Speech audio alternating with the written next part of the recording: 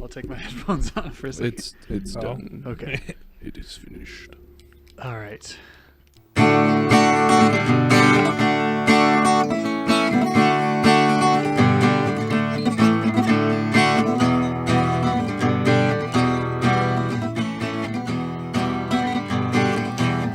If you couldn't tell, we're all rather musical people. I mean, We haven't done like half of our cold opens. It's just random humming and dooting. doot doot. You realize drums do what your eardrums do, but backwards. They turn an impact into wiggly air, and your eardrums turn wiggly air into impacts that are read by your brain. Sounds about right. Random thing that occurred to me just now. Is that actually how it works? More or less. I don't know that that's like a super accurate. No, it's way oversimplified. Yeah. But that was part of the point in being. Yeah. It's like my nephew earlier today. It's not raining. It's sun droppings.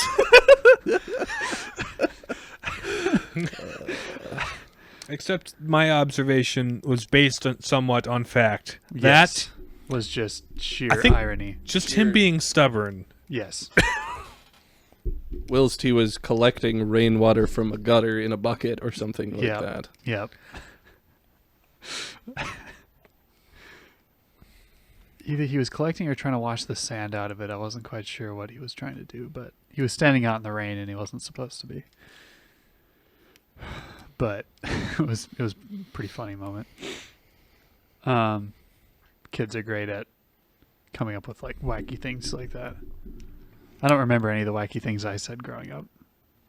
Or hard. Well, upon some concentrated effort, I suppose I could maybe recall something, but nothing comes to mind right off the bat. My aunts take every opportunity they see me to remind me of the stupid, weird things I said when I was a child and did when I was a child. So, yeah. Comb hair, go park was one that I was fond of. I wanted them to comb my hair, and then I wanted to go to the park. It's pretty simple. Comb hair, go park. Comb hair, go park. I think it's pretty efficient request. Why use many word when few do trick? There was one night when I was a kid. I go into the kitchen where Mom and my older siblings are just talking or whatever, and I request a cracker butter top, which is a cracker, like a saltine soda cracker, butter, then another cracker on top, so it has a top. It's a butter. Just butter? Yeah. So I created a snack that was the thing I asked for a while, and that was just cracker, butter, top. I mean, I did peanut butter often enough growing up. Well, I did enough of that in my sandwiches. Oh, yeah. I still do. Not as often as I used to, though. When before in our previous housing scenario, I consumed large, copious amounts of peanut butter. Pardon the microphone mess. Don't tell me now that we're this thing again. But now that we're cooking proper meals and such, and having leftovers Paula Dean loves cooking with butter. Yeah, I think I stripped it again. Oh, no. Oh, no. Well, this is just going to have to hang here. It's going to flop around all weird like. It's just floppy in here. I hate this microphone stand. The microphone works great. Yeah, it works all right for a $30 But the stand that doesn't like standing. Stundle. Yeah. Stundle power. Well, we're going to hope this will do. Yeah. Might be Another Riley childism. Well, this is sort of a Duncan, my older brother, and Rileyism, but so my aunt's name is Denise, but she goes by Susie for no apparent reason. Her middle name isn't Susan or anything. It's just her nickname. And my brother couldn't say it, He could not pronounce Susie. No. Isuzu. He... There was something Duncan couldn't say, so he said Susie instead, and then I couldn't say that, so I said Gucci. And that has been her nickname since. So her nickname is Aunt Gucci. I like that. You were this close to having a Gucci aunt. Yeah. It was Gucci. before it was cool. I know I came up with insults. I made them up, and I would hurl them at my siblings, and they had no clue what I was talking about. My thing growing up, or at least when I was around, 4 or 5, was I thought I was older than everybody because my birthday occurred earlier in the year than the rest of my siblings. So Stands to reason. the one I had the most difficulty with was my older sister Michelle, who's 2 years older than me, but our birthdays are 3 days apart, and mine occurs first. So I just had the hardest time reconciling the fact that not only was I younger than her, but I was younger than my sister. So when you're 4 or 5, it's kind of a big deal. And then I would go on about how I remembered all my siblings being born. At that point, I was completely BSing, but they had the hardest time convincing me otherwise. I was just stubborn, I guess. It's kind of comical, though, looking back. How brazen I was about it. Mm-hmm.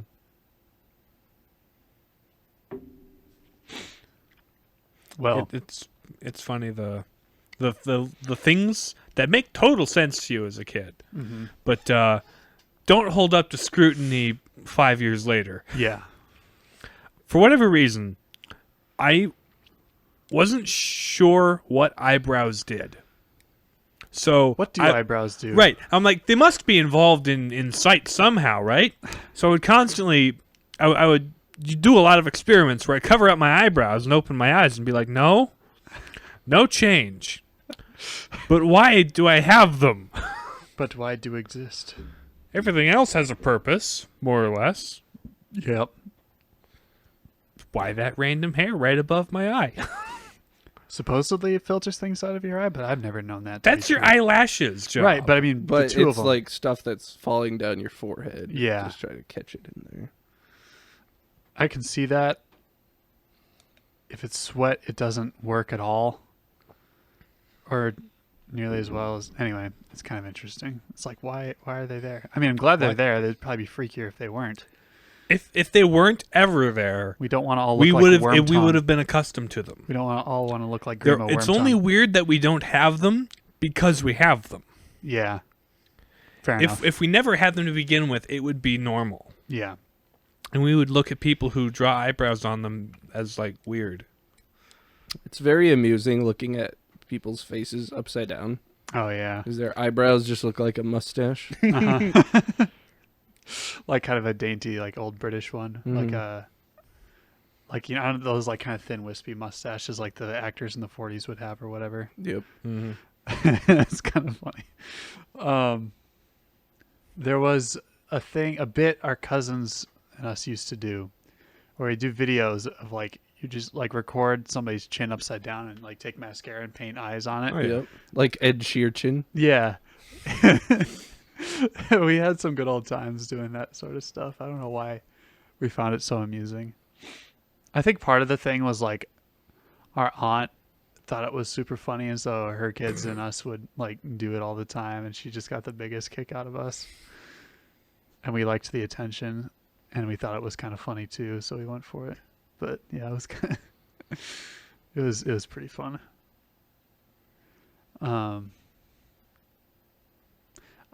Another thing, I was a rather impetuous child, as my mom will tell anyone.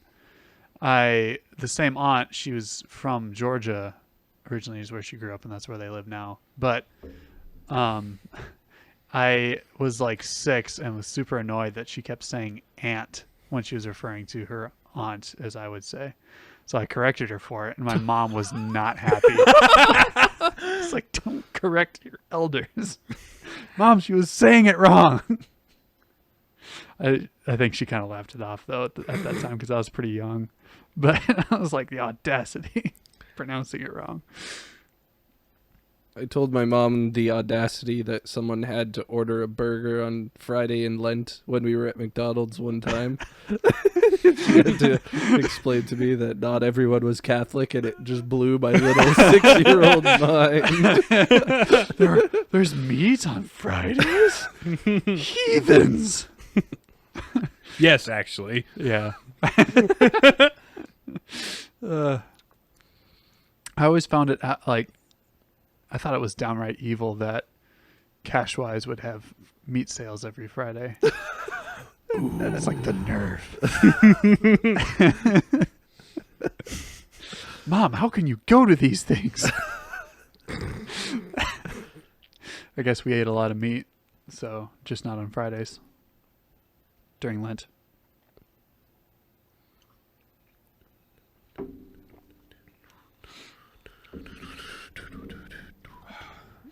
The trouble with trying to dig into Catholic Twitters, I don't know any of these people's names or who they are or what they do beyond a few of them that Riley has told me who they are.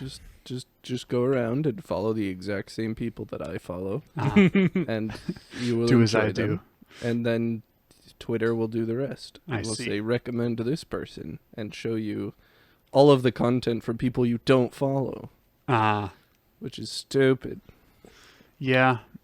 I get But annoyed. they have to do something to fill your timeline, I suppose. Yeah. It's a lot harder to keep up with a Twitter feed than a Facebook feed, I feel like. Because Facebook doesn't refresh very much. People don't add much to it. Twitter's just constantly stuff going on. It's like, I got to keep scrolling. Oh my gosh, there's more. Wait, when did I check Twitter last? It's going to take me 5,000 years to get to the top of my feed. Last checked 5 minutes ago. Yeah. James complains that nobody listens to the podcast. Also, James completely refuses to interact with the sole medium that we have of increasing our listenership. Just James things. Yeah. Cognitive dissonance if it was a person. In a lot of ways. Yeah. I guess it's more motivated out of a disgust for how Yes, the I platform is understand. misused, but then that didn't stop me from using Facebook. But I guess it is what it is. It be like it is. And it do. It do. This is going to be one of the lamest segues ever, but we do things on this podcast. Today we're doing a thing. Today we're doing a thing. I'm James. We are the Palladian Papists. I'm James. I'm Nathan. And I'm Riley. And what are we talking about today, Riley? Oh, we're going to talk a little bit about Divinity Original Sin. Yes. It is I legit didn't remember what we were talking about today. even though I told you yesterday. I know. It is a 2015 video game by Larion Studios. It's kind of one of my favorite. They aren't really up and coming, per se. They've been around for a while. Mm-hmm. But Divinity Original Sin 2 was their biggest, hit. Mm-hmm. They didn't really have a knockout game that they put out before Original Sin 2. Yeah. And I think that's a darn shame, because they're one of my favorite studios out there. They have a very sort of whimsical, charming way of putting games together. That is very much not audience pandering. They're like, we are going to do this on our own terms, and it's going to be cool and great. Stuck to We're going to make guns. the kind of games we want, and You're going to like and it. you're going to like it or you're going to not. Yeah. Which, depending on the attitude of the developer and the sort of game they're making. There's a way to do that wrong, Yeah, obviously. there Yes. certainly is. But Larion does it very well. So Oh, that's good. I've not played Original Sin 2 all the way through yet. I've just started it with my brother and attempting to get my roommates to play it all. But I mean, James we just did a loves session. to screw around. Yeah. We His have video fun game as- career was formed by Just Cause. So Which his is- idea wanted- of having fun in a game is I- just messing around I constantly. just wanted to kill a crab, and it turned out not only did that crab lead us to an ambush of these uber powerful salt water crocodiles. They weren't uber powerful. They were stronger than we were. Yes. Which And not only that, but the crab was also this sort of dark lord or whatever, and it all. Or, No, well, it not was just really. a very strong crab. It was just a very strong crab. It's like, that oh you my couldn't gosh, kill. I have to get into a lengthy battle with every single little thing in this map. welcome to an RPG, Oh boy. a turn-based RPG specifically. Yeah. So, It's like walking down the street, and every time you talk to somebody, you have to play them in chess. Yeah. Imagine how old that would. Sorry, I won't. chess is a much lengthier game Right. than a Divinity battle, if you know what you're doing. Yeah. But, anyway, so as we've mentioned, Divinity Original Sin is a turn-based RPG. The prior games were not. They've kind of experimented with genre on the games. Genre, as Alex Trebek would say. Yeah. Genre of the video games they put out. The first two, I think, were sort of ARPGs, sort of very Diablo inspired. Sure. Their second was a 3D adventure game, kind of a la, I don't even know what to compare it to. Just a 3D RPG, but the, kind of real time. Sure. Everything. Almost like a. I don't know. I'm drawing a blank. This is not really It's my kind area of like- expertise. If you've ever played, oh gosh, what's the name of the Fable? I would compare it to something like Fable, Okay. Sure. if you've ever played that. I haven't. I but- haven't, but I've heard good things. And the original Sin games are both turn-based RPG. So Mhm. there's quite a lot of variety in there. Sin. They're all fun games. I have a hard time getting into Divinity 1 and Beyond Divinity, which is kind of like the expansion for Divinity 1, but When did Divinity 1 come out? like 2003. Oh yeah. Sometimes older games, like at the time, they're great, but then like if you try to dive into them now, just being used to like kind of how modern games work It's smoother. just very clunky. Yeah. Yeah. Sometimes that's a turn off for me. But if the game Particularly is if they're early 3D. Yeah. Early 3D was rough. yeah. It's isometric, Mm. It's literally came out the year after Diablo. It's clearly inspired by Diablo. Sure. So it's yeah. But anyway. So Original Sin 1, you start off as the player plays as the Source Hunters, which are two a male and female character that are dedicated to eradicating the source, which is this supposedly extremely dark and deadly magic, mystical power that very few people possess. But their objective, as their name would imply, is to hunt down anyone who uses source and kill them. So SFMs beware. Yeah. Watch out, Half-Life. Dave, defeat CSGO. We're coming for you. Carry on. So you arrive in this town called Sycia. Well, you crash land on a beach. That's kind of a Divinity Original Sin thing. You start out the game by crash landing on a beach and make your way into the town of Sycia, which you have been told that there's a murder of one of the local, like the city council, essentially. So you were sent there to investigate what happened because it's rumored that there was use of source involved in this murder. Ah. So you enter in the town and you start looking for clues. That's kind of the only thing there really is to say about it. Engaged in the war on source. You are engaged in the war on sauce. Just the war on cis. Yeah. I like to call it the cis. The cis. Anyway, so the as you go into the room that the murder occurred in, there's magical power goes and you get transported to the end of time, where you are greeted by an imp named Zigzags, and you are very confused because you Naturally. don't know where you are, and there are stars all around you, and it is in the middle of space. Yep. And you say, "I am confused." What But is happening? Zigzags explains what is going on, and he has this. He is the observer. His job is to watch out into the end of time and check out what's going on. So he lets you look into his telescope, and you see this big, scary void dragon. The void dragon, he tells you, is coming to consume everything. All of it. And your job is to stop this void dragon. The void dragon's coming for everything? Let me call you back, Petey.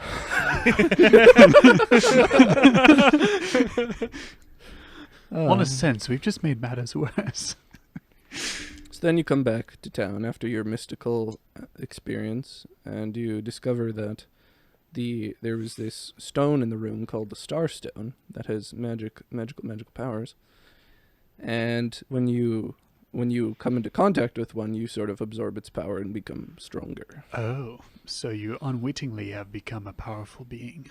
You were a powerful being to begin with, but we'll get to that later. Gotcha. Dun dun dun. Plot twist. Well, it's not really a twist. They gradually Plot lead you point. up to it.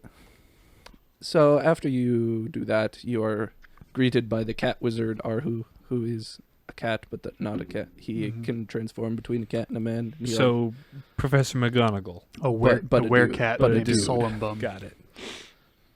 and he's like, "Oh yes, Zigzags. He sent me to help you. Yes." Khajiit has the wares if you have the coin.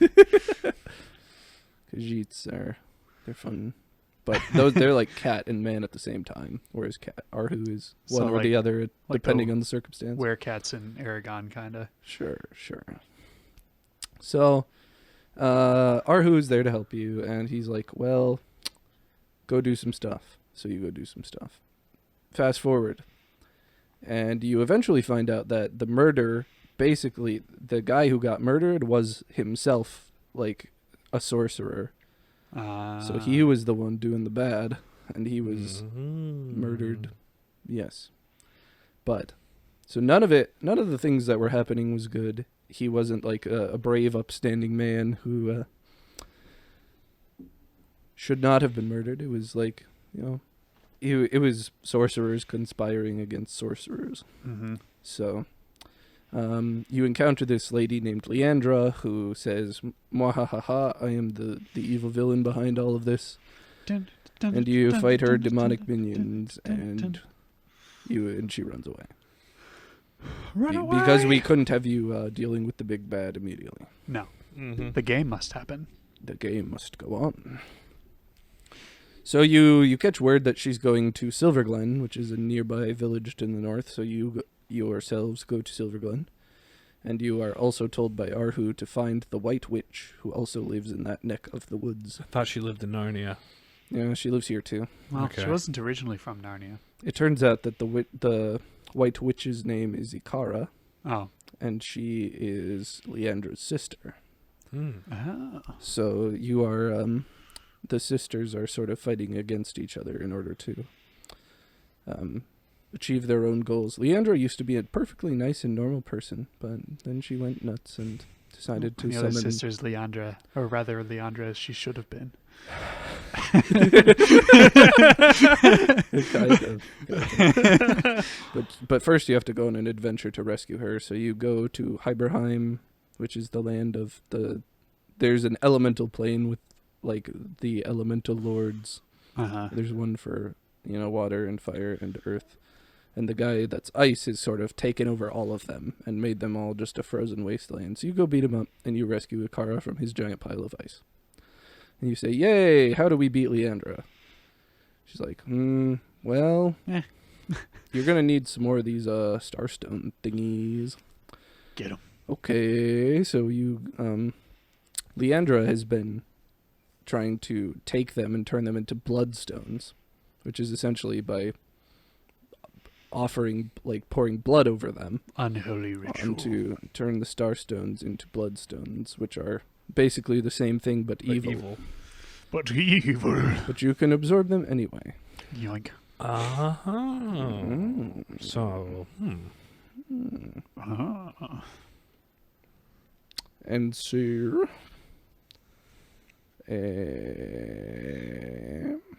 scrolling through the Wikipedia. Don't worry, we don't do all of our episodes like this. You know, Riley is normally some- the prepared one, but in uncharacteristic fashion, he was a very busy boy this week, yes, helping out with the local youth ministry. the local youth. The youths. So after you rescue Ikara, there's this cult of people called the Immaculates, who are kind of a religious front to what Leandra's doing. So you have to join the organization and sneakily learn all of their secrets, how they're doing it, where they're doing it, so that you can put a stop to all of it. Indeed. Mm-hmm. So you infiltrate the organization and find out that There are no coffee or rolls, there really isn't. It's a pretty lame religion. If and you ask me. there's not even any COVID in this world. So you do that, and then you're sort of parallel to all of this, learning a little bit more about the end of time. You like between missions, you're Which going end? back there. Oh my gosh. We had this discussion yesterday. The back end. Well, I suppose depends on your perspective what Yeah. back means. Well, the back is So behind you can look back at well, okay. The the stopping end. final the stopping end. seeing of as time goes in one direction Yes. as far as we're concerned. Sorry, I had to. Had to be pedantic. Yeah. And the tapestry of time that sort of tells the story of history has a bunch of threads missing from it. Oh. And interestingly, as you continue to absorb starstones, more of the threads begin to reappear. Oh. Oh. When Do you they s- reappear when you take bloodstones too? They sure do. Do they Oh. appear in a different way? No, No? Okay. Oh. Wow. it's all the same thing. But Okay. the threads continue to reappear as you continue to absorb starstones, and you begin to learn more about what happened to the threads of time and what on earth is going on here. Yeah. And so there's this, you're eventually learning about the story of these two generals who are charged with guarding this thing called the God Box, in which was sealed the Void, the Void Dragon. Oh. And it was your job to guard this thing. You, Derp. the two players. Ah. Well, you can play with one person controlling everything or two people. Right. But Mhm. the Two protagonists. source hunters were charged with guarding the God Box. And the goddess Astarte, who is kind of like the only god that appears, but there are supposedly more. Also There's- taken from real Greek. Also- Well, not real, but Greek. Yes, it is kind of a... It's like Adam and Eve with Pandora's box. It is pretty much that. Interesting. So, Astarte sort of convinced you, well, she was persuaded by this demon thing called the Trife to look inside the box, Sure. because she's a curious little creature and she wants to know what's inside the box. So she sort of distracts the guardians, and then she looks inside the box and poof, out goes the Void Dragon, who is sealed in this box. So that is what is known as the original sin, for which the video game is named. The curious opening of the God Box and releasing the Void. Gotcha. That was avoidable. It sure was. Hold on. That was a face palm. I was trying to figure out how to do it around the microphone. I managed it. So for all of our good Christians in the audience, this story is starting to sound a little familiar to you. Don't worry, those who may be concerned. This is not blasphemous. No, because it's all fictitious. Yes. And it's not It's very allegorical accurate. in nature. So take a breath and keep listening. Yeah, it is. It's okay. As James said, it's pretty much a copy of a smushing together of Pandora's box and Well, Nathan The- said that, but st- I'll no, take the credit. Sure. As my compatriots. Yes. So it's not exactly a one-to-one allegory, but it does ring very similar to the His influences. Book of Genesis. So you go back to real life, well, I suppose it's all real life, but Yeah. back to the Ordinary. adventures of the Source Hunters. Mm-hmm. And you are chasing Leandra all around and infiltrating the Immaculate Cathedral and destroying bloodstones and all that good stuff, saving the world sort of thing. Mm-hmm. And well, the really next major significant plot point is that you have to go into the Source Temple because that's where the Void Dragon is essentially going to appear Mm-hmm. and beat him So the thing you see at the end of time doesn't occur. so that the thing you saw at the end of time doesn't occur. Precisely it. Mm.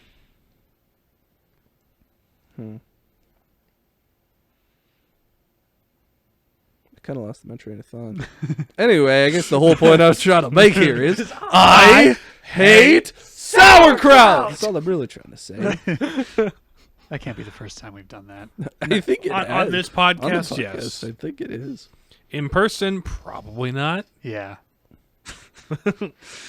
So they go to this place. They go to the Sauce Temple. And fight I the suppose Void this is relevant too. Dragon. It was you come to learn that Source was originally a good and benevolent power, but people used it Since and been corrupted corrupted. it, and Uh-huh. this led everyone to believe that it was an inherently evil power, when in fact it was something created by Astarte to be used for good. So Just been that's warped that beyond is its original significant. purpose. that is another important thing. It's like we messed up. We were hunting people down for this. Well, not necessarily. Well, yeah, they were hunting and killing people for using this, and Ikara is a sorcerer. And she doesn't tell you that right away, of course, because based on what you know when you meet her, you probably would have killed her on the spot. Mm-hmm. But Oh, that's why they're called sorcerers. that's why yes. SOURCEERS. Source. Sorcerers. Gotcha. There's many other lots of side quests and fun things to do in between, but that's kind of the main story Of the first one? of the first one. We're going to talk about the second one? I No, suppose No, we I because haven't you don't want played to it. spoil it for us. Also. Gotcha. I also don't know. I literally don't know because I haven't played it. I see. We'll have to get the gang together sometime and continue that. Yeah. It's a long game, though. It's kind of Yeah, hard to get it's gonna 4 take- people all together for. Yeah. I think Could be something where it just kind of, it might be in on and the out. Steam Summer Sale. perhaps. It is, definitely. It's like 60% off right now. There's a lot of stuff that's really good deals right now. Oh, welcome to summer and Steam. Right. And after you've said hooray and beaten the Void Dragon, you go back to your old Source Hunter stomping grounds at the Academy. And all of your friends are there who are sorcerers. And Yeah. none of the Source Hunters there notice or care.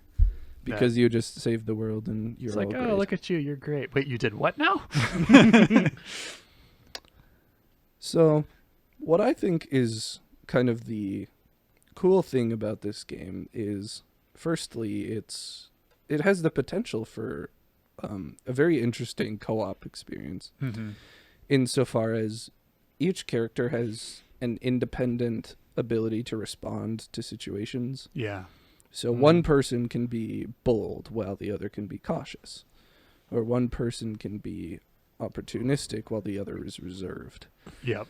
So you have the ability to build up your characters,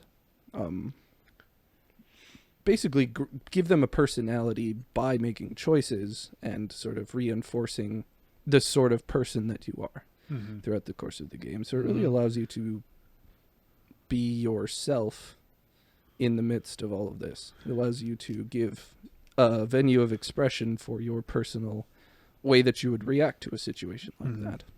Being an RPG, of course. Being an RPG. But not everything has that sort of True. like personality building. Right. Yeah. Most It- things have mechanics for increasing your skills and Yeah. But they don't let you play the role Yes. as effectively as these what games do. yes, and I think that's kind of its strongest point. sets it apart. Mm-hmm. You are unique. You are sort of fitting in to a character that has a story planned out for it, but you also have the ability to determine who that character is. Sure. So it's very cool simultaneously having a very well defined backstory that you discover while also giving you personalization power. You kind of share the creation of the character with the developers in a way. Mm-hmm. Which Well, is very cool. cool. Way, Very cool way to nice. think of it. Yeah. And there is a trial of self-awareness in the source temple, where you have to destroy certain things based on the sort of character that you've built, and you Oh, get punished if you do things that are contrary to what you have built up to that point. Gotcha. It's a very cool way of, Making at you- the end of the game, sort of reinforcing one last time who exactly you have decided to be, Mhm. Mm-hmm. which is cool. This game is also very heavy on side quests and things that are not necessarily super crucial to the main story, but are themselves interesting stories. As you can tell from the explanation, the main plot line is actually pretty light in Yeah. terms of Yeah. plot points and events. I didn't do it as succinctly as I normally would because I'm not prepared today, but Yeah. it But would have also- been like a 3-minute explanation if I had Yeah. done it succinctly. And most of the rest of the storytelling is sort of much more atomic. The side quests they constitute most of the playing experience if you do it the way you're sort of intended to. Mm-hmm. The way that they enforce that is kind of, the level system is very similar to D&D in as much as like a lot of stats are capped at 20 and things like that. Sure. So it crunches you down and forces you to level in order to be on par with things that you fight. Because even one level down from something makes a huge difference. Gotcha. It can make or Mhm. break whether or not you can win a particular fight. So they sort of encourage you to do exploration by making it very difficult for you to rush through the story. Mm-hmm. What else? In terms of its artistic style, it's very high fantasy, very colorful. Yeah. Mm-hmm. Original Sin 2 is a bit less so. Oh, really? It is much more of the color palette is a little more bit smushed together. Kind It's- of muted. it is bit a little more muted, a little more dark. Sure. Mm. Whereas Original Sin 1 is the colors just pop. Mm. Gotcha. And there's a lot of variance in terms of the colors that are used.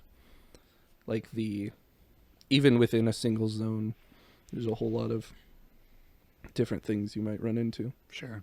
In the initial area around Syceal, the city is sort of a kind of white stone brick building sort of place. And right outside is just this totally dreary, rainy, Oh, so kind of dead stark looking. contrast. Yeah, a very stark. Sure. Like immediately as you walk out the gate, it transitions to this dark, depressing, rainy atmosphere Mm-hmm. in which there are many skeletons. These skellies about. But yeah, their use of color is extremely, extremely good. Mm.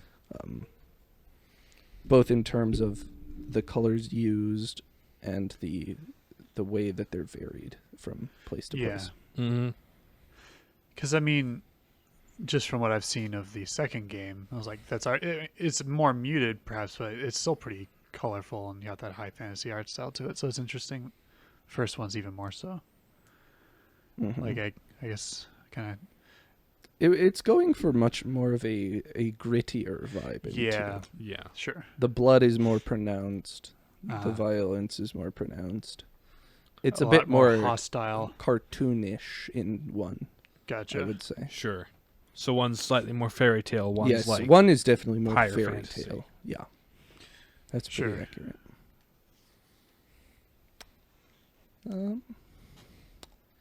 Yeah, that's kind of the high points that I had to talk about Cool. for it. So So the the storyline being a very Genesis-esque thing. Heavily influenced, yeah. Yeah. I mean, it's much more beneficially experienced at the pace that it appears in the game, because this was like you got it in 3 minutes, Yeah. whereas if you're playing it, it's you get it in 60 hours. Yeah. So And there's it's a little more drawn out and suspenseful. But Sure. there's more mystery, more just you stuff. don't know who you are, what you're doing, why anything is happening. A little slower burning. Yeah. But I think the real beauty of this game is to be found in all of the So I guess we could- miscellaneous things to do, and the exploring and the interacting with characters and Yeah. finding out. No, it's basically, this is the way I explain it to people when I'm trying to pitch it to them. It's like, Uh-huh. it's basically a digitized D&D campaign. That makes sense. Yeah. Mhm. So it's very like dialogue heavy, Uh-huh. character interaction sort of things, and the combat is You try this thing. It does this. you try this thing, you say a mean thing to this character and they don't want to talk to you anymore. Uh-huh. They You remove cast them. fireball. And you lose the fight because the crab is over leveled. Yep. And you try to attack a crab, and it's this eldritch being that can utterly demolish you. Yeah. It's very clearly inspired by D&D sort But of. I also imagine a lot of the fun, similar to D&D, comes with Playing if you it can with play it other with people. multiplayer. Yeah. Yeah. So have we gone from truth to beauty? Is that where we're at? in our No. I think analysis? we never specifically didn't got into our Call anything. Our succinct wrap-up bit. no. Yeah. Just kind of overviewing some of the highlights before Sure. going into the specific transcendentals. Gotcha. Our Which framework. we can do now. I Speaking of suppose. specific transcendentals, True. Truth. What has this game to teach us about truths? Like that it has. I Going around killing random people has consequences. wow. wow. Imagine that. Yeah. Cough, cough.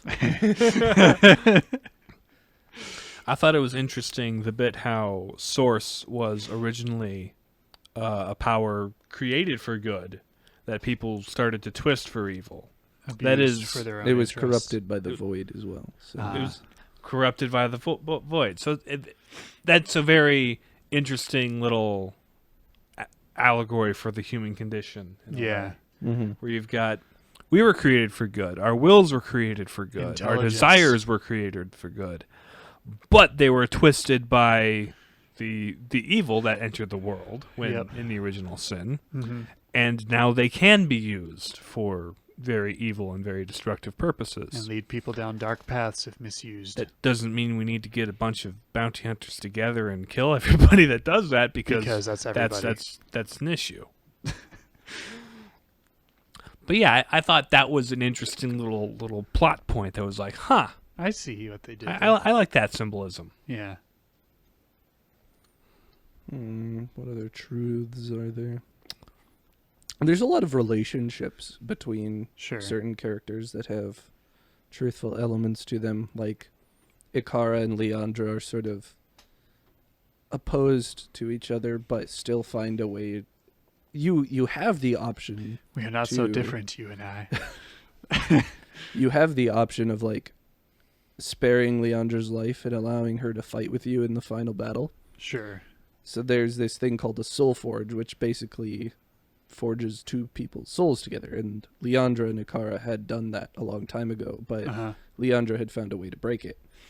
So if you save them, Ikara will restore it. And so like they're the two halves of one whole now, basically. And they like flip-flop during the fight for like a couple turns. You'll have Interesting. Ikara there helping you out, and then it'll flip over to Leandra and she'll Interesting. be attacking you. So it's kind of like a Hmm.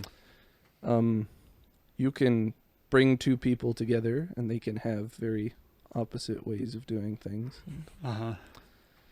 but they are still sort of Complementary. complementary in that way. And like you said, like the sort of ability to bring people's strengths to bear So in combat situations. and gameplay whatnot. wise, what happens when you absorb blood hearts or blood Bloods stones? in combat, they can be used to fully heal your entire party, which is super powerful, actually. But is there like a story You- or stat consequence for doing so? There is story consequence because every time you gain a star stone, that's when you get a little bit more plot. Because Sure. doing so restores a thread in the tapestry. And the star stones were actually, I can't believe I forgot about this, but they're actually like pieces of the Guardians. So the Ah. two playable characters that they sort of cast off of themselves to basically forget that they ever were the Guardians and expel Gotcha. that part of their memory out of them. Oh, this is my ear. I was wondering where that went. This is a very round rock that was my, well, it's their memories, but Oh, sure. they still maintain humanoid forms. Yeah. So every time, just But so you over time eventually regain knowledge of who you were. gotcha. So yeah, that they have story consequence because So you kind of learn that you can't really shake off who you are. You have to stick with it. yeah. If you had avoided ever coming into contact with the Star Stones, you might never have regained knowledge of who you were. But so it is possible to avoid it, but you were sort of guided by powers unknown to you to them. To discover but the truth about your calling and your Mm-hmm. And stuff. they're like at the end. That was the one thing about the story that disappointed me is that they basically like, all right, we sealed the Void Dragon in the God Box again, but you guys are relieved of your duty. We don't need you anymore. I'm like, wait, what? You're just gonna let this, universe destroying threat sit here unguarded? What? Yep. We were specifically We were Like this was our created. thing? We pre-existed the gods, and you're telling this us that only we're just free to go. It's like, what else are we supposed to do? Our nature is to perform this action. You can't fire me. I quit. Yeah, and the Guardians, you have to pick one male and one female player for this, so that's an important thing. Gotcha. The complementarity Mm-hmm. held therein. But like the second one, can you decide what race they are or what No. ability? No, they're both human. They are both human. Because in the second one, in the custom character thing, you can be like Yeah, you can be a lizard person all or a manner of dwarf or things. an elf or whatever. It doesn't very well suit the narrative of one. That to- would make sense. to allow you to be anything other than human. Gotcha. But you can get that diversity by recruiting different people into your party, correct? Well, to my knowledge, you can't recruit anything other than humans. You might be able to. I didn't explore. I took like the first two people I met in the town and ran with them for my first playthrough. You look good. Let's go. I know there's loads more people you can have in your party, but Yeah. I didn't bother. Mm-hmm. So I guess what elements of goodness might be drawn forth from this experience of a game? It kind of parallels a lot of the truthful elements. But Yeah. That is a common thing we run into with this. Yeah. there are things in which there are. I mean, there's lots of side quests where you have the option, because it's a very choice-oriented game. Like, there is nothing that's super inherently good. You're given the choice to do good things and bring about good, but there is nothing like inherently told via the story that is good. It sort of becomes what you make of it. Sure. But there are things out there that you have the opportunity to forge goodness in. Gotcha. And I could spend all day on those because there's a bajillion side quests. But And you kind of spoke a bit about the beauty of it in terms of the design and use of just color. to reiterate that the use of color is among my favorite in games I've ever played. Oh, okay. Mm-hmm. It's very, very...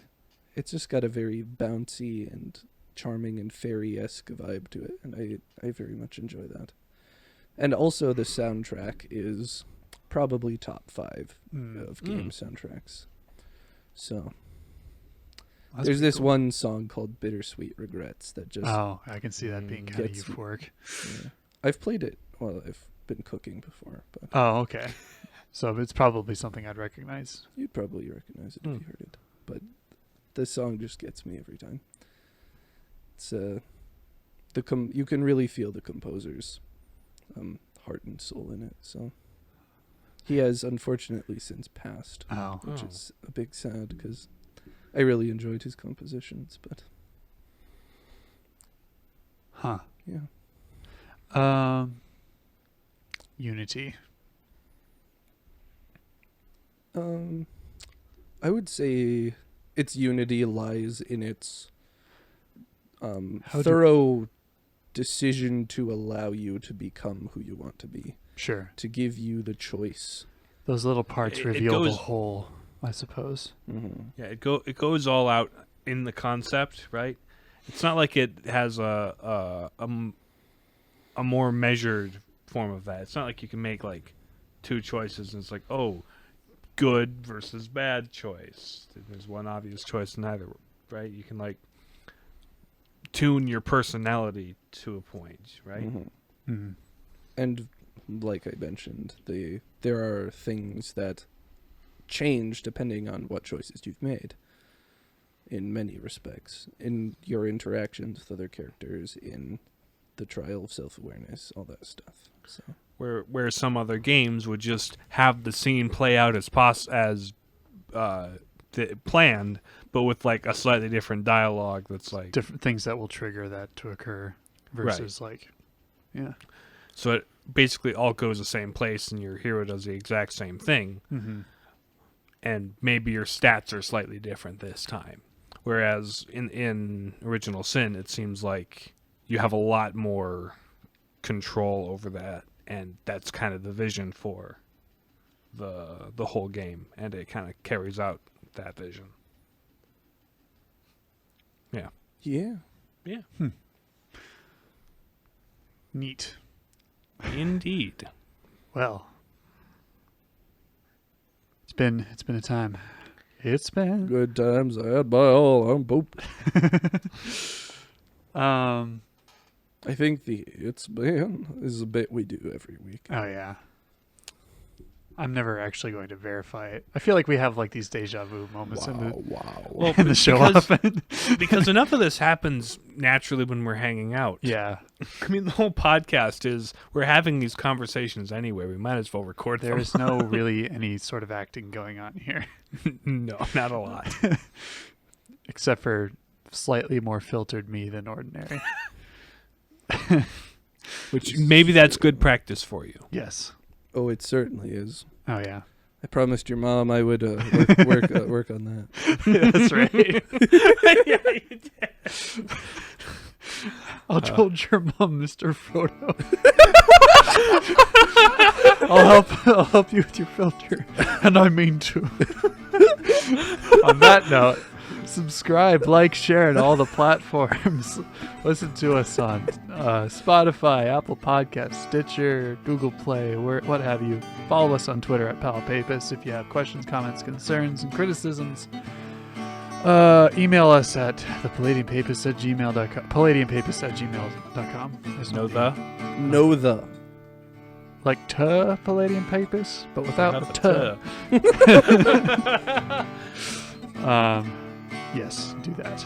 And if you feel as if our podcast is something you wish to inflict upon your friends, Inflict them. yes, please. Please inflict them. Please inflict them, and they... We're up to 7 whole followers. Oh, on wow. Whoa. Thank you. Spotify. It's Whomever the you perfect are. number. All 7 of you. You are the perfect number, and we appreciate you for listening to our ramblings. And, yeah. Cool. Well, we'll be back again next week with more of this sort of More goodness. shenanigans. We shall speak with you then. Farewell. Bye. Peace.